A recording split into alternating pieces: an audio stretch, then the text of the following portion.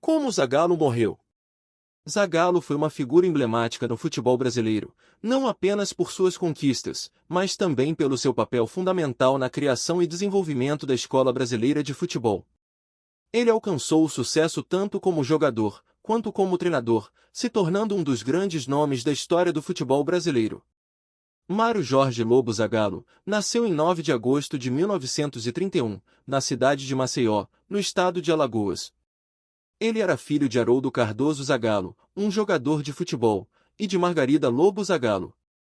Com apenas 8 meses, sua família se muda para o Rio de Janeiro, devido ao trabalho de seu pai, que além de jogador de futebol era representante comercial de uma fábrica de tecidos. Depois que sua família se mudou de Maceió para o Rio de Janeiro, Zagallo cresceu no bairro da Tijuca. Junto de seus 3 irmãos, a infância do jogador foi vivida de forma bastante feliz. Zagallo estudou no Colégio Marista São José, onde jogava futebol com seus colegas. Desde muito jovem, Mário demonstrou um talento nato para o esporte, jogando em times amadores do bairro. Ele chamou tanta atenção que em 1947, com apenas 16 anos de idade, já recebeu a proposta de jogar no time juvenil do América. Seu pai ficou receoso com a ideia de ver seu filho como um jogador de futebol. Como ele mesmo já havia tentado a carreira, ele sabia das incertezas da profissão. Seu Haroldo valorizava a educação e queria que Zagallo se concentrasse nos estudos. Ele acreditava que uma boa formação acadêmica poderia oferecer mais oportunidades e segurança a longo prazo. Foi graças ao seu irmão mais velho, Fernando Henrique, que conseguiu convencer seu Haroldo a permitir que Zagallo entrasse para as categorias de base do América, e iniciasse assim sua trajetória de enorme sucesso dentro dos campos.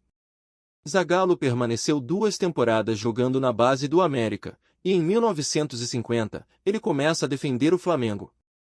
Zagallo chegou ao Flamengo num período pós-guerra, em que o futebol começava a se reestruturar e ganhar novos contornos no Brasil. No Flamengo, sob a tutela do técnico Fleitas Solis, Zagallo se destacou por sua versatilidade em campo, jogando na ponta e contribuindo tanto para a armação de jogadas quanto para a defesa do meio-campo.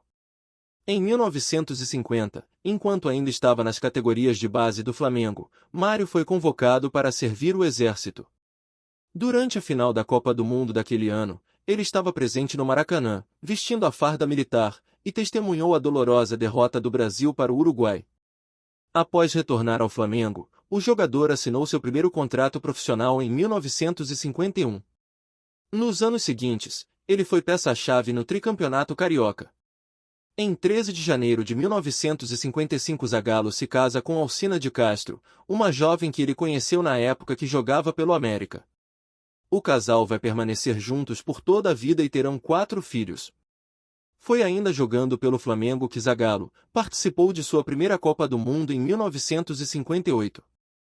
Ele estreou na seleção brasileira pouco antes do início da Copa do Mundo de 1958, aos 26 anos, e rapidamente se tornou parte integral da equipe.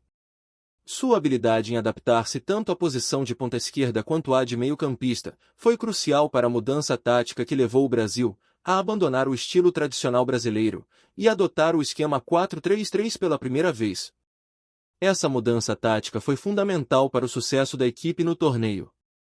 Durante a Copa do Mundo de 1958, Zagallo não apenas participou de todos os jogos, mas também desempenhou um papel vital na conquista do título.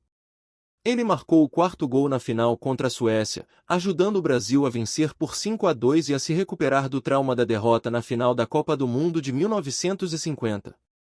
Neste mesmo ano, ele deixa o Flamengo e se transfere para o Botafogo, time que vai marcar sua trajetória como jogador. Zagallo permaneceu como jogador do Botafogo de 1958 até 1965, um período em que sua presença no campo foi sinônimo de dedicação e talento. Durante esses anos, ele ajudou o clube a conquistar títulos importantes, como 2 campeonatos cariocas e 2 torneios Rio-São Paulo. Sua habilidade em campo era complementada por um espírito incansável, o que lhe rendeu o apelido de Formiguinha, por sua capacidade de correr pelo campo todo sem mostrar sinais de cansaço.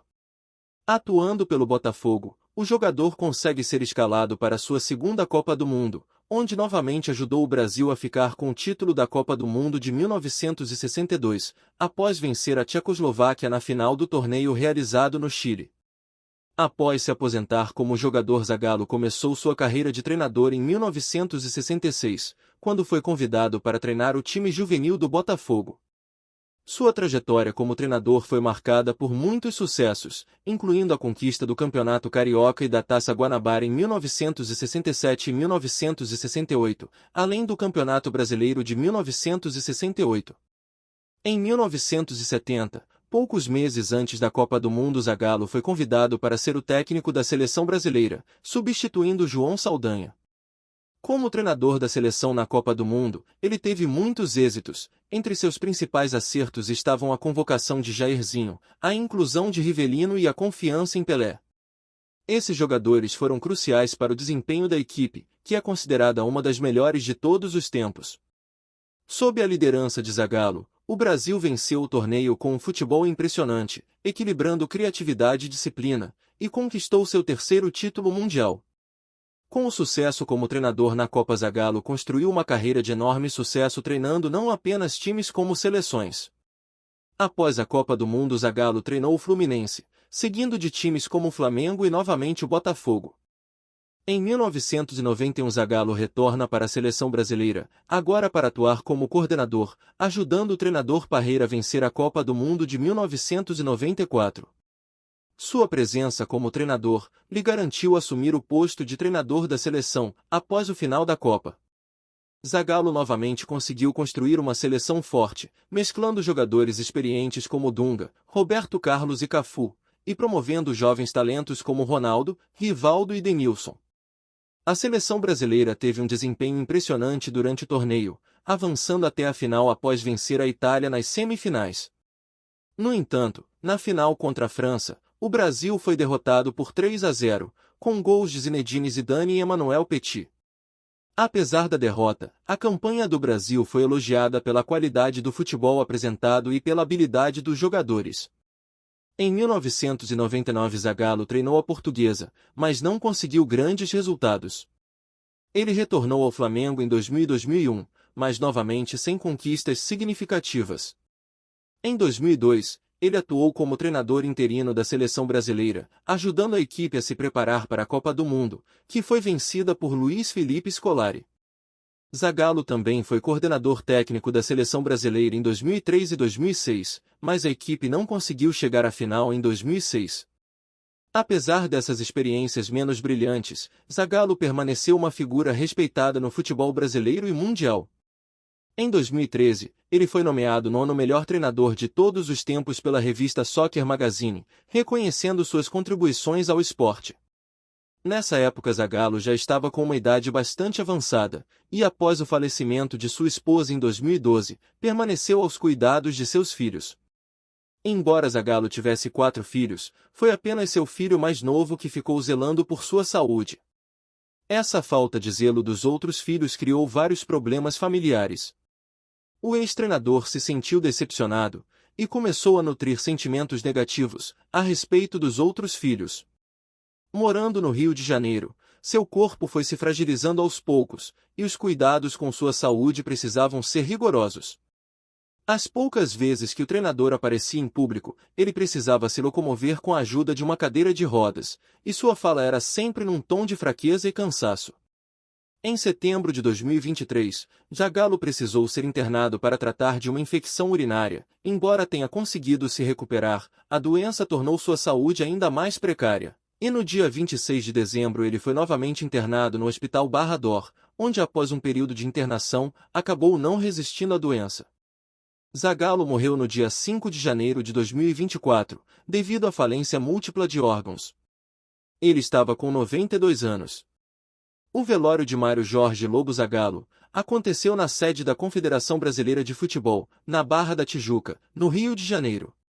O velório foi aberto ao público a partir das 9h30 e contou com a presença de diversas personalidades do futebol, incluindo ex-jogadores como Cafu, Bebeto, Jorginho e dirigentes de clubes. Após o velório, uma missa privada foi realizada, com a participação apenas de familiares e amigos próximos. O corpo de Zagallo foi então levado ao cemitério São João Batista, em Botafogo, onde foi enterrado. O legado de Zagallo é um testemunho de sua genialidade, paixão e dedicação ao futebol. Ele será sempre lembrado como um dos maiores nomes do esporte, cuja influência e conquistas continuam a inspirar futuras gerações. E foi assim que Zagallo morreu. Se você gostou, deixe seu comentário e inscreva-se no canal. Até o próximo vídeo.